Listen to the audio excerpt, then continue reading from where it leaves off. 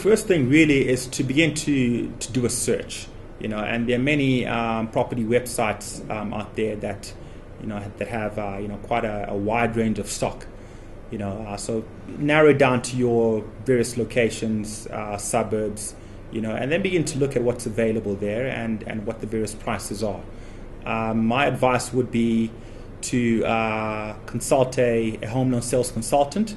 We have quite a few of those at Nedbank who'd be able to shed some light on the property value and the amenities around it, what it's been sold for, and what the future values are likely to be within that vicinity.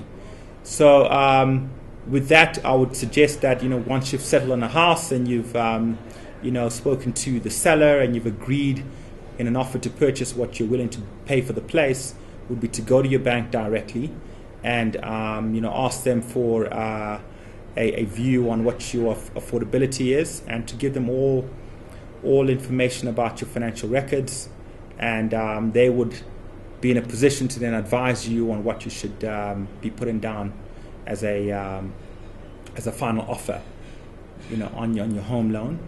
Home valuations are an important thing. We often would consider that as part of what we would give you as a rate and the loan to value that would give you, because it's important that you buy in an area that is still developing and growing and isn't on a decline. So that would be one of the key things that we would look at. The other thing would be to look at your commitment levels, and as far as the amount of deposit that you're willing to put down, and also your ability to afford the property over a protracted period of time. So a combination of those factors would then give us a really good indication of what you can afford and what we would advise you to take out from a home perspective. We often would say that for a home that is under 1.5 million, that we would give you up to 100% LTV deposit. Again, it's not always advisable to take up the entire credit, but at least to put in some level of deposit in it. That immediately helps you reduce your interest rate payments on that, and we'll be able to give you the best possible price on that. Anything above 1.5 million, you would be required to put in at least a 10% deposit, and as you go up in our loan values to 2 million, 2.5, the higher the deposit would be required of you.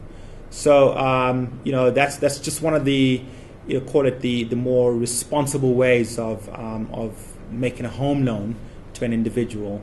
The higher the loan value goes, the more deposit one would request from the potential buyer.